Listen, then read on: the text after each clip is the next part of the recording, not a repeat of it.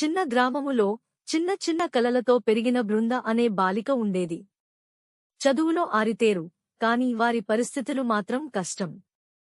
రైతు కుటుంబంలో పుట్టిన బృంద పొలం పనులకు వెళ్లాల్సి వచ్చేది.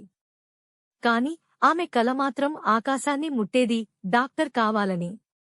అందరూ ఆమె కలను చిన్న చూపు చూసేవారు.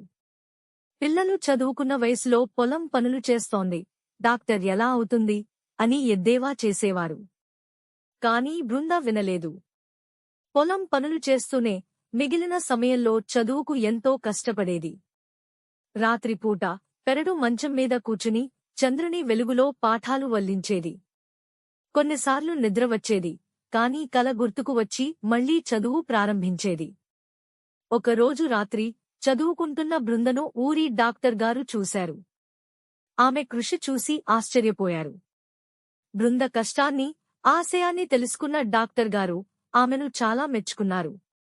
బృందకు చదువులో సహాయం చేస్తామని, పాఠశాల మానకుండా ఉండేలా తన పిల్లల టీచర్తో మాట్లాడతానని మాటిచ్చారు.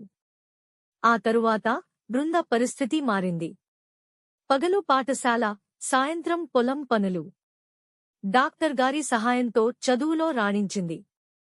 ఎన్నో కష్టాలు, అవమానాలు ఎదురైనా లొంగలేదు, విడిచిపెట్టలేదు. చివరికి కష్టానికి తగిన ఫలితం దక్కింది.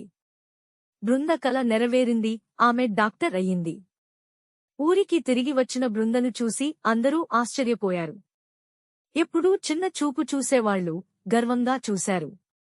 చదువుకు దూరంగా ఉండాల్సిన పరిస్థితులలో కూడా కృషి, నమ్మకం ఉంటే ఏ కలైనా సాకారం అవుతుందని బృంద నిరూపించింది. బృంద కథ మనకు స్ఫూర్తి. కష్టాలు ఎన్ని ఉన్నా లక్ష్యం దృష్టిలో ఉంటే దానిని సాధించడానికి ఎప్పుడూ ప్రయత్నించాలి. ఎందుకంటే నీ కలలే నీ గమ్యం.